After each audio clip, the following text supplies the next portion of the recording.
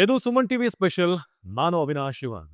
ರಾಜ್ಯ ರಾಜಕಾರಣದಲ್ಲಿ ಸದ್ಯಕ್ಕೆ ಎರಡು ವಿಚಾರ ಮುನ್ನೆಲೆಯಲ್ಲಿದೆ. ಒಂದು ದಲಿತ ಸಿಎಂ, ಇನ್ನೊಂದು ಕಡೆ ಹೊಸ ರಕ್ತ. ದಲಿತ ವರ್ಸಸ್ ಹೊಸ ರಕ್ತ ಅನ್ನೋ ರೀತಿಯಾಗಿದೆ.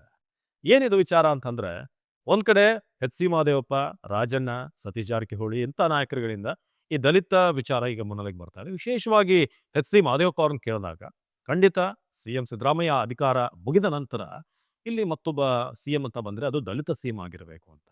ರಾಜಣ್ಣ ಅವ್ರನ್ನ ಕೇಳಿದಾಗ ಬಹಳ ಸ್ಪಷ್ಟವಾಗಿ ಅವ್ರು ಖರ್ಗೆ ಅವ್ರನ್ನ ಕೂಡ ಹೋಗಿ ಭೇಟಿ ಮಾಡಿ ಬಂದಿದ್ದಾರೆ, ಮಾತನಾಡಿದ್ದಾರೆ ಈ ದಲಿತ ಸಿಎಂ ವಿಚಾರವಾಗಿ. ಪರಮೇಶ್ವರ್ ಅವ್ರನ್ನ ಕೇಳಿದಾಗ ಈ ಚರ್ಚೆ ಹೆಚ್ಚಾಗಿ ಆಗ್ಲಿ ದಲಿತ ಸಿಎಂ ವಿಚಾರ ಅಂತ ಹೇಳಿದ್ದಾರೆ. ಇಲ್ಲಿ ನಾವು ಒಂದು ಗಮನಿಸಬೇಕು, ಯಾವಾಗೆಲ್ಲ ಈ ಪವರ್ ಶೇರಿಂಗ್ ವಿಚಾರ ಬರುತ್ತೆ, ಸಿದ್ದರಾಮಯ್ಯನವರು ಹಾಗೆ ಡಿ ಕೆ ಶಿವಕುಮಾರ್ ಎಷ್ಟು ಟೈಮ್ ವರೆಗೆ ಸಿದ್ದರಾಮಯ್ಯ ಕುರ್ಚಿಯಲ್ಲಿರ್ತಾರೆ, ಅದಾದ್ಮೇಲೆ ಡಿ ಕೆ ಶಿವಕುಮಾರ್ ಅವ್ರಿಗೆ ಏನಾದ್ರು ಬಿಟ್ಕೊಡ್ತಾರಾ ಅನ್ನೋ ವಿಚಾರ ಬಂದಾಗ ಏನಾದ್ರೂ ಒಂದು ವಿಚಾರ, ಒಂದು ಫ್ಯಾಕ್ಟರ್ ಹೊರಬರುತ್ತೆ. ಈಗ ದಲಿತ ಸಿಎಂ ವಿಚಾರ ಅಂದ್ರೆ ಇದೊಂಥರ ಡಿ ಕೆ ಶಿವಕುಮಾರ್ ಅವ್ರನ್ನ ಸಿಎಂ ಆಗಬಾರದು ಅಂತಾನೂ ಹೇಳಬಾರದು. ಇನ್ನೊಂದ್ ಕಡೆ ಇಲ್ಲ, ಅಲ್ಲಿ ಮೂರನೇ ಆಪ್ಷನ್ ಇದೆ. ದಲಿತ ಸಿಎಂ ವಿಚಾರವನ್ನ ತಂದು ಈ ಪವರ್ ಶೇರಿಂಗ್ ವಿಚಾರವನ್ನು ಅಲ್ಲಿಗೆ ತಣ್ಣಗಾಗಿಡಬೇಕು ಅನ್ನೋ ಒಂದು ಏನಾದ್ರು ಪ್ಲಾನ್, ಸ್ಟ್ರಾಟಜಿ ಏನಾದ್ರು ನಡೆಯುತ್ತಾ ಅನ್ನೋದು ಕೂಡ ಇಲ್ಲಿ ಕುತೂಹಲ ಮೂಡಿಸುತ್ತೆ. ಇನ್ನೊಂದ್ ಕಡೆ ಡಿ ಕೆ ಶಿವಕುಮಾರ್ ಮಾತನಾಡಿದ್ದಾರೆ. ಎಚ್ ಸಿ ಮಹದೇವಪ್ಪ ಅವರು ಈ ತರ ಸ್ಟೇಟ್ಮೆಂಟ್ ಕೊಟ್ಟಿದ್ದಾರೆ, ದಲಿತ ಸಿಎಂ ಆಗಬೇಕು ಅಂತ ಹೈಕಮಾಂಡ್ ಜೊತೆ ಎಲ್ಲ ಚರ್ಚೆ ಆಗ್ತಿದೆ ಅಂತ ಹೇಳಿದಾಗ ಅವರು ನಮ್ಮ ನ್ಯಾಷನಲ್ ಲೀಡ್ರು, ಸೊ ಅವ್ರ ಮುಂದೆ ನಾವು ಮಾತಾಡೋಕ್ಕಾಗುತ್ತಾ ಅನ್ನೋ ಅರ್ಥದಲ್ಲಿ ಮಾತನಾಡಿದ್ದಾರೆ ಡಿ ಕೆ ಶಿವಕುಮಾರ್.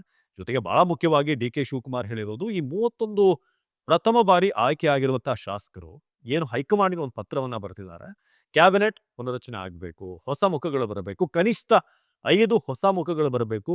ಮೊದಲ ಬಾರಿಗೆ ಗೆದ್ದಿರುವಂಥವ್ರು ಅಥವಾ ಹಿಂದೆ ಮಿನಿಸ್ಟರ್ ಆಗದೆ ಇರುವಂಥವ್ರು ಅಲ್ಲಿ 5 ಹೊಸ ಮುಖ ಕನಿಷ್ಠವಾಗಿರಬೇಕು ಅನ್ನೋದನ್ನ ಡಿ ಕೆ ಶಿವಕುಮಾರ್ ಆ ಪತ್ರ ಏನು ಹೋಗಿದೆ ಆ ವಿಚಾರವಾಗಿ ಅವರು ಸಪೋರ್ಟ್ ಮಾಡಿ ಮಾತನಾಡಿದ್ದಾರೆ. ಹೌದು, ಖಂಡಿತ ಕಾಂಗ್ರೆಸ್ನಲ್ಲಿ ಹೊಸ ರಕ್ತ ಬರಬೇಕು, ಹೊಸ ಆಲೋಚನೆಗಳು ಬರಬೇಕು, ಆಗ ಪಕ್ಷ ಮುನ್ನಡೆಯೋಕೆ ಸಾಧ್ಯ, ಹೊಸ ಮೈಂಡ್ ಸೆಟ್ ಬರಬೇಕು ಅಂತ ಹೇಳಿದ್ದಾರೆ. ಎಷ್ಟು ವರ್ಷ ಅಂತ ನಾವೇ ಗೂಟ ಹೊಡ್ಕೊಂಡು ಕೂರೋದು? 36 ವರ್ಷದಿಂದ ನಾನು ಒಂದಲ್ಲ ಒಂದು ರೀತಿಯಾಗಿ ಅಧಿಕಾರದಲ್ಲಿದ್ದೀನಿ ಅಥವಾ ಶಾಸಕನಾಗಿದ್ದೀನಿ, ಇದೆಲ್ಲವನ್ನು ಕೂಡ ಮಾಡಿದ್ದೀನಿ. ಜೊತೆಗೆ ನಾನು ಪ್ರಥಮ ಬಾರಿ ಶಾಸಕನಾಗಿ ಆಯ್ಕೆ ಆದಾಗಲೇ ಮಂತ್ರಿ ಆಗಿದ್ದೀನಿ. ಸೊ ನಾವೇ ಗೂಟ ಹೊಡ್ಕೊಂಡು ಕೂತ್ರೆ ಬೇರೆಯವ್ರಿಗೆ ಅವಕಾಶ ಯಾವಾಗ? ಅಂಥವ್ರು ಕೂಡ ಒಳಗಡೆ ಬರಬೇಕು. ಮೋದಿ ಅವ್ರ ಬಗ್ಗೆನೂ ಕೂಡ ಅವ್ರು ಮಾತನಾಡ್ತಾ ಹೇಳ್ತಾರೆ, ಶಾಸಕನಾಗದೇನೆ ಅವ್ರು ಮುಖ್ಯಮಂತ್ರಿ ಆಗಿದ್ದಂಥವ್ರು.